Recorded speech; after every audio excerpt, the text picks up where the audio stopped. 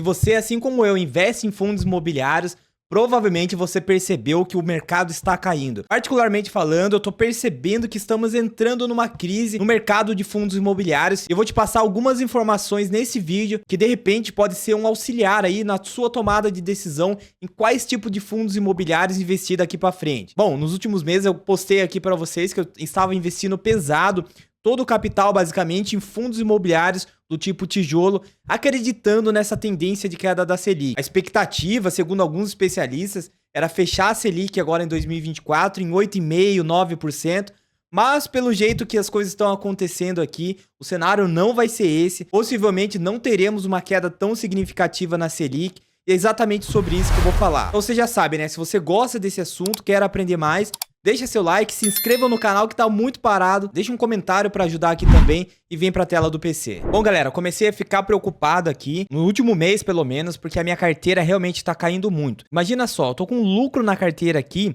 investindo depois de um ano de apenas 290,61. Isso representa 0,73%. Isso considerando o valor da cota sem contar os dividendos. Então eu já investi um total aqui, ó, de 39.822,1. Se eu fosse vender na cotação de hoje, tá em 40.112,62 centavos. Então, R$290. Houve um tempo aqui, quando eu tinha investido por volta de 32 mil reais, que a minha carteira já tinha valorizado R$1.900 porque estava realmente numa tendência de alta. Eu sei muito bem que o foco dos fundos imobiliários não é ganho de capital, mas é algo que nós temos que ficar de olho também, porque uma coisa leva a outra. Quando a gente pega o gráfico do IFIX aqui, ó, somente no último mês, teve uma desvalorização de 0,78%, sendo que, se a gente pegar os últimos 5 dias, foi menos 0,69%. Então, realmente, a gente percebe que está rolando um movimento do mercado. Bom, já mostrei esse gráfico aqui para vocês de uma correlação que existe entre a queda da taxa Selic com o aumento dos fundos imobiliários. Então, em vermelho aqui nós temos a Selic. Você pode perceber que quando a Selic está em uma tendência de alta, o IFIX, né, que consegue representar os fundos imobiliários, ele tem uma tendência de queda ou uma tendência de lateralizar. Por outro lado, quando a taxa Selic começa a descer, nós começamos a entrar numa tendência de alta. A gente consegue perceber que não é uma ligação exata, mas é uma tendência do mercado, pelo menos nos últimos anos, se pegar desde 2011 até setembro de 2022. Outra questão muito importante também é a nossa IPCA. A expectativa até 4 semanas era o IPCA de 3,75%, há uma semana 3,71% e agora voltou a subir a nossa expectativa de IPCA, que é o índice que mede a inflação. Só que esse índice aqui é extremamente mascarado, nós sabemos disso, que a inflação real, que é o aumento da base monetária, é muito maior.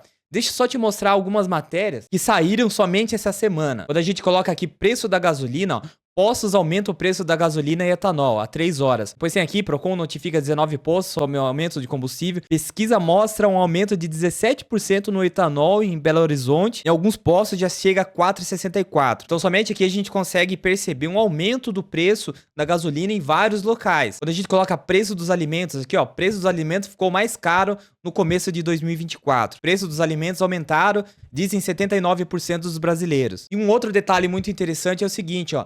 Projeção da Selic. Após o governo anunciar as mudanças na meta fiscal, né, que eles estavam prometendo que seria um déficit zero, mas obviamente isso não seria possível. Eu já vou te mostrar uma questão aqui também. E considerando o cenário externo adverso, o mercado elevou a projeção da Selic para 2024 para 9,50% ou 9,13% na última semana.